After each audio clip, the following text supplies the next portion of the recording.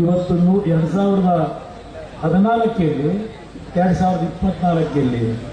10 ವರ್ಷ ಆಯಿತು. 10 ವರ್ಷದಲ್ಲಿ ಎತ್ತಿನಹೊಳೆ ಏನಾದರೂ ಅಲ್ಲೇನೀಗ ಹರಿಯತಕ್ಕಂಥ ಒಂದು ಜಾಗ ಏನಿದೆ ಸಕಲೇಶ್ಪುರದ ಹತ್ರ, ಕೆಂಪು ಹೊಳೆ, ಇನ್ನೊಂದು ನಮ್ಮ ಕಾಡು ಮನೆ ಪಕ್ಕ ಇಲ್ಲ, ಅಲ್ಲಿಂದ ಏನೋ ಒಂದು ತೊಟ್ಟು ನೀರಿನ ಕಡೆ ಬಂತು. 10 ವರ್ಷ ಆಯ್ತಲ್ಲ, ಇನ್ನು 10 ವರ್ಷ ಆದರೂ ಇವ್ರ ಕೈ ತರಕ್ಕಾಗಲ್ಲ, ನನಗೆ ಗೊತ್ತಿದೆ. ಆದರೆ ಇವು ಎತ್ತಿನಹೊಳೆ ಹೆಸರಿನಲ್ಲಿ ನಮ್ಮ ರೈತರುಗಳಿಗೆ ದೋಖ ಹಾಕಿ ಅದನ್ನ ಆ ಪ್ರಾಜೆಕ್ಟ್ನ ಹಾಲು ಕರಿಯ ಒಳ್ಳೆ ಹಸು ಅಂತೇಳಿ ದಿನ ಹಾಲು ಕರ್ಕೊಂಡು ಕೂತವ್ರೆ, ಜೋಬ್ ತುಂಬಿಸ್ಕೊತಾವ್ರೆ. ಅಲ್ಲಿ ನೀರು ಕಡೆಗೆ ಬರಲೇ ಇಲ್ಲ, ಕೋಲಾರಕ್ಕೂ ಚಿಕ್ಕಬಳ್ಳಾಪುರಕ್ಕೂ ಬರಲೇ ಇಲ್ಲ. ಇನ್ನೊಂದು ಅದರಿಂದ ಬೆಂಗಳೂರು ಕೊಳಚೆ ನೀರು ಕೊಟ್ಕೊಂಡು ಏನು ಮುಂದಕ್ಕೆ ನಿಮ್ಮ ಪರಿಸ್ಥಿತಿ ಎಲ್ಲಿಗೆ ಬರೋದು ಗೊತ್ತಿಲ್ಲ. ಅದನ್ನು ಟರ್ಷಿಯರಿ ಇದು ಮಾಡದೇ ಇದ್ರೆ ಅದು ನಿಮ್ಮ ಜೀವಕ್ಕೆ ಅಪಾಯ ತಂದು ಕೊಡ್ತಾ ಇದೆ. ಇದು ಇರ್ತಕ್ಕಂಥ ಈ ಸರ್ಕಾರಗಳ ನಡವಳಿಕೆ ಏನಿದೆ, ಇದೆಲ್ಲವನ್ನ ಗಮನಿಸೇ ಇವತ್ತು ಮತ್ತೆ ನರೇಂದ್ರ ಮೋದಿ ಅವರೇ ಈ ದೇಶದ ಪ್ರಧಾನಮಂತ್ರಿ ಆಗ್ತಾ ಇರ್ತಕ್ಕಂಥ ಒಂದು ವಾತಾವರಣ ಏನಿದೆ, ಕರ್ನಾಟಕ ರಾಜ್ಯಕ್ಕೆ ಆಗಿರ್ತಕ್ಕಂಥ ಅನ್ಯಾಯಗಳನ್ನು ಸರಿಪಡಿಸಿ ನನ್ನ ರೈತರ ಬದುಕನ್ನು ಸರಿಪಡಿಸಬೇಕು, ನಮ್ಮ ಯುವಕರಿಗೆ ಉದ್ಯೋಗವನ್ನು ಇವತ್ತು ಸೃಷ್ಟಿ ಮಾಡಬೇಕಿರ್ಬೋದು, ನಮ್ಮ ಮಹಿಳೆಯರಿಗೆ ಸ್ವಂತ ಉದ್ಯೋಗ ಮಾಡಿ ಇವರು ದರಿದ್ರ 2,000 ರೂಪಾಯಿ ಕಾಯ್ಕೊಂಡು ಕೂತ್ಕೊಳ್ಳೋದು ಬೇಕಾಗಿಲ್ಲ. ನೀವು ಇನ್ನು ನಿಮ್ಮ ಪಕ್ಕದ ಮನೆಯಲ್ಲಿ ಕಷ್ಟ ಅಂದವರಿಗೆ ಕೈ ಎತ್ತಿ 5,000 ಕೊಡ್ತಕ್ಕಂಥ ಆರ್ಥಿಕ ಶಕ್ತಿ ನಿಮಗೆ ಬೆಳೆಸ್ಕೊಡ್ಬೇಕು ಅನ್ನೋದು ಇವತ್ತು ಮೈತ್ರಿಯ ಒಂದು ಉದ್ದೇಶ ಇಟ್ಕೊಂಡಿರ್ತಕ್ಕಂಥದ್ದು. ಮುದ್ರಾ ಯೋಜನೆ ಅದು ಹೇಳ್ತೇನೆ. ನೇಕಾರರ ಸಮಸ್ಯೆ, ನೇಕಾರರು ಒಂದು ಕಾಲಕ್ಕೆ ಹಲವಾರು ಕುಟುಂಬದಲ್ಲಿ ನೇಕಾರರು ಆತ್ಮಹತ್ಯೆ ಮಾಡಿಕೊಳ್ತಕ್ಕಂಥ ಪರಿಸ್ಥಿತಿ ಬಂತು. ಒಂದು ನಿಮಿಷ,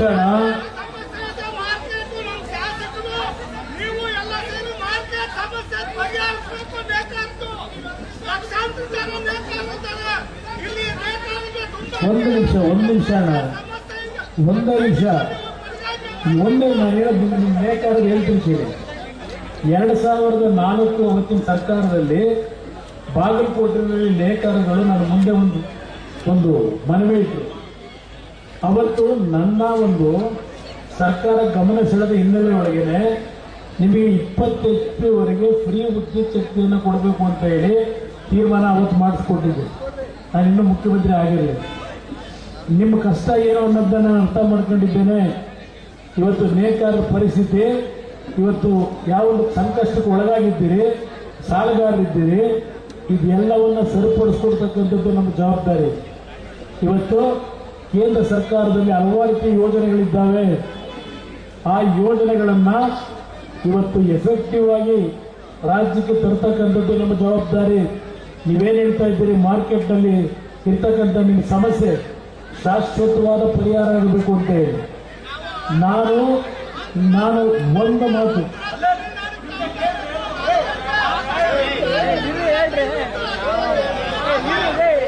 ಆಯ್ತಣ್ಣ, ನೀವು ಪಕ್ಕದ ರಾಜ್ಯಕ್ಕೆ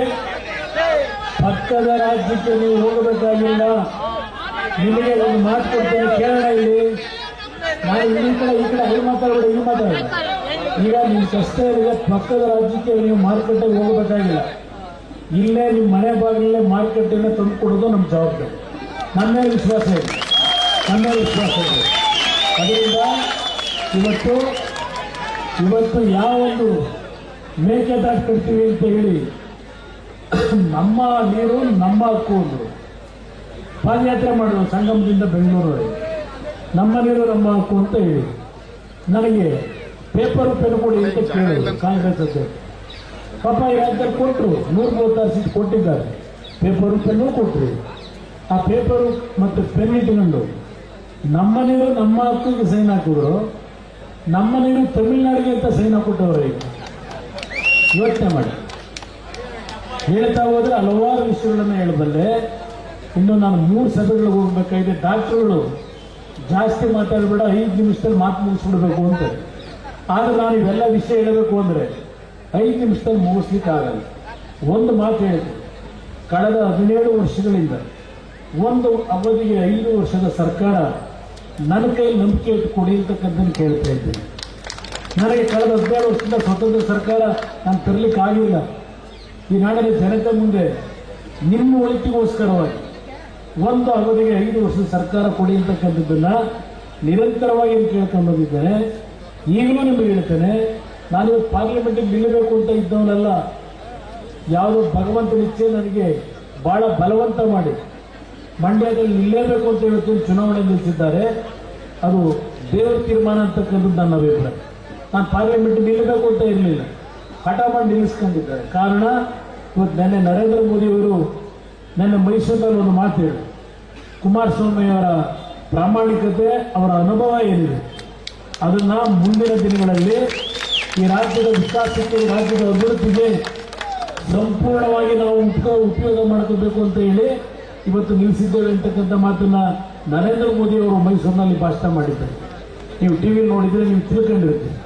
ಅದರಿಂದ ಇವತ್ತು ಈ ಒಂದು ಮೈತ್ರಿಯ ಒಂದು ಉದ್ದೇಶ, ನಮ್ಮ ರಾಜ್ಯದ ಹಲವಾರು ವರ್ಷಗಳ ಸಮಸ್ಯೆ, ನಮ್ಮ ರೈತ ಬಂಧುಗಳಿರಲಿ, ನೇಕಾರರಿರಲಿ, ಬೀದಿ ಬದಿ ವ್ಯಾಪಾರಿಗಳಿರಲಿ, ಇವತ್ತು ದಲಿತ ಸಮಾಜಗಳೇ, ಮತ್ತೆ ನಮ್ಮ ಮಹಿಳೆಯರ ಸಮಸ್ಯೆಗಳು, ನಮ್ಮ ನಿರುದ್ಯೋಗದ ಸಮಸ್ಯೆ.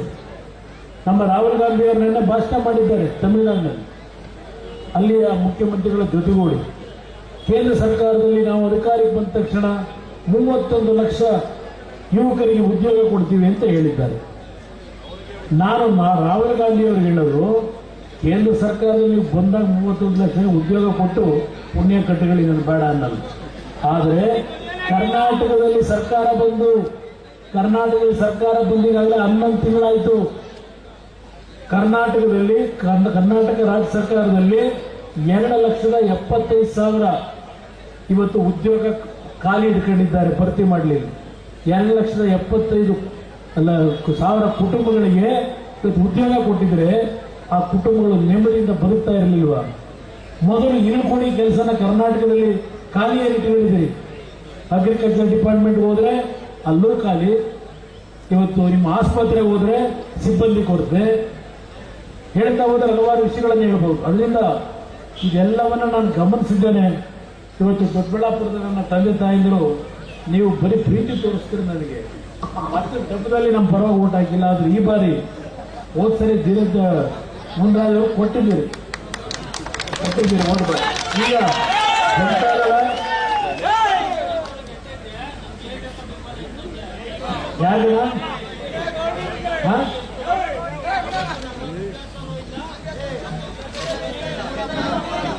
ಈಗ ರೈತರ ಪರಿಸ್ಥಿತಿ ಏನಾಗೈತೆ? ರೈತರ ಪರಿಸ್ಥಿತಿ ಏನಾಗೈತೆ? ಕಳೆದ 4 ತಿಂಗಳಿಂದ ಮಾಸಾಶನ ಕೊಟ್ಟಿಲ್ಲ, ಹಿರಿಯ ನಾಗರಿಕರಿಗೆ ವೃದ್ಧಾಪ್ಯ ಯೋಜನೆ ಕೊಟ್ಟಿಲ್ಲ, ಚೀಟಿ ಕಳಿಸ್ತೀರಿ. ಅಲ್ಲಿಂದ ಹಳಸಿನ ಹಣ್ಣಿಗೆ ಯಾವ ರೈತರು ಕೊಟ್ರೀಗ ಹಳಸಿನ ಹಣ್ಣಿಗೆ ಸರಿಯಾದ ಮಾರುಕಟ್ಟೆ ಇಲ್ಲ. ಈಗ ಕಲ್ಲಂಗಡಿಯನ್ನು ಬೆಳಿತೀರಿ, ಕಲ್ಲಂಗಡಿಯನ್ನು ಸಂಪೂರ್ಣ ಮಾರಾಟ ಮಾಡ್ತೀರಾ? ಕಲ್ಲಂಗಡಿಯನ್ನು ಮಾರಾಟ ಮಾಡ್ತಿದ್ದೀರಾ? ನಾನೇ ಮೊನ್ನೆ ಕಲ್ಲಂಗಡಿ ಹಣ್ಣು ಹಾಕಿ ನಮ್ಮ ತೋಟದಲ್ಲಿ 50 ಟನ್ ಬೆಳೆದ್ರೆ ನಾನೇ ಫುಲ್ ಮಾರಾಟ ಮಾಡೋಕ್ಕಾಗಲಿಲ್ಲ.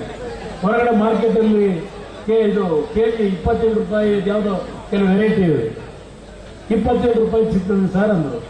ನಾನು ಕಷ್ಟಪಟ್ಟು ಹಾಕಿದೆ ನಮ್ಮ ತೋಟದಲ್ಲಿ 50 ಟನ್ ಕಲ್ಲಂಗಡಿ ಹಣ್ಣು ಬೆಳೆದು ಇನ್ನೂ ಒಂದು 10 ದಿನಕ್ಕೆ ಹೊಡೆದು ಒಂದಲ್ಲೇ ಒಣಗೋಯ್ತು, ಕರಗೋಯ್ತು. ಇದು ನಮ್ಮ ರೈತರ ಬದುಕು. ನಾನು ಇದೆಲ್ಲ ಅರ್ಥ ಮಾಡ್ಕೊಂಡಿದ್ದೆ.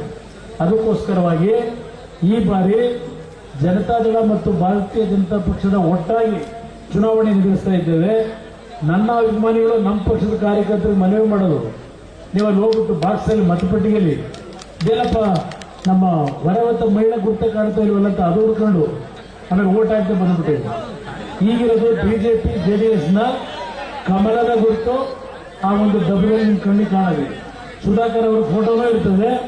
ಕಮಲದ ಗುರುತಿಗೆ ಈ ಬಾರಿ ಬಿಜೆಪಿ ಮತ್ತು JDS ಎರಡೂ ಪಕ್ಷಗಳ ಮುಖಂಡರುಗಳು, ನಮ್ಮ ಕಾರ್ಯಕರ್ತರು, ನಮ್ಮ ತಂದೆ ತಾಯಿಗಳು. ಇವತ್ತು ಸುಧಾಕರ್ ಅವರ ನಂಬರು ಕ್ರಮ ಸಂಖ್ಯೆ ಆ ಬಾಕ್ಸ್ನಲ್ಲಿ 4ನೇ ನಂಬರು. 4ನೇ ನಂಬರ್ಗೆ ತಾವು ಮತವನ್ನು ಚಲಾಯಿಸಿ ಕಮಲದ ಗುರುತಿಗೆ ಮತ ಕೊಟ್ಟು ಸುಧಾಕರ್ ಅವ್ರನ್ನ ನನ್ನ ಜೊತೆಯಲ್ಲಿ ದೆಹಲಿಗೆ ಬರ್ತಕ್ಕಂಥ ಮುಖಾಂತರ ರೈತರಿಗೆ ಧ್ವನಿಯಾಗಿ ಇವತ್ತು ಕಾರ್ಯಕ್ರಮಗಳನ್ನ ತರಲಿಕ್ಕೆ ನಮ್ಮ ನೇಕಾರ ಸಮಾಜದವರಿಗೆ ಕೂಡ್ತಾ ಇದ್ದೀವಿ. ಅದಕ್ಕೂ ಒಂದು ಶಾಶ್ವತವಾದ ಪರಿಹಾರ ತರಲಿಕ್ಕೆ ನಮ್ಗೆ ಆಶೀರ್ವಾದ ಮಾಡಿ ಅಂತ ಹೇಳಿ 2013 ಕಾಯ್ದೆ ದರ ನಿಗದಿ ಮಾಡೋ ಬಗ್ಗೆ ಆದಿನಾರಾಯಣ ಹೊಸಳ್ಳಿ ಇದು ಬೀಸ್ವಾದಿನಂತ ಕೇಳಿದ್ವಿ. ಮೊನ್ನೆ ನೀವು ಬಂದಿದ್ರಲ್ಲ, ಮೊನ್ನೆ ನನ್ನ ಹತ್ರ ಬಂದಿದ್ರಲ್ಲ, ಯಾರು ಕೊಡಬೇಡಿ. ಈಗ ಭೂಸ್ವಾದಿ ಏನಿದೆ ನೋಟಿಫಿಕೇಶನ್ ಮಾಡಿದ್ರೆ ನಮ್ಮ ರೈತರು ಕೊಡಬೇಡಿ, ಸ್ವಲ್ಪ ಬಿಗಿಯಾಗಿದ್ರೆ ಈ ಚುನಾವಣೆ ಆದಮೇಲೆ ಇದು ನ್ಯಾಯಯುತವಾದಂಥ ಬೆಲೆಯನ್ನು ದೊರಕಬೇಕು. ಅವತ್ತು ನೀವು ಕೊಡಬೇಡಿ, ರೈತರಿಗೆ ಭೂಮಿ ಕೊಡಬೇಡಿ, ಯಾರು ಸೈನ್ ಹಾಕೊಡಬೇಡಿ. ಇನ್ನೊಂದು 2 ತಿಂಗಳು ಸಮಾಧಾನವಾಗಿದೆ. ಇದಕ್ಕೆ ಏನು ನ್ಯಾಯಯುತವಾದ ಬೆಲೆ ಕೊಡಿಸೋದು ನಮ್ಮ ಜವಾಬ್ದಾರಿ. ನಿಮ್ಮೆಲ್ಲರಿಗೂ ಭಗವಂತ ಒಳ್ಳೇದು ಮಾಡಲಿ. ಎಲ್ಲರಿಗೂ ನಮಸ್ಕಾರ.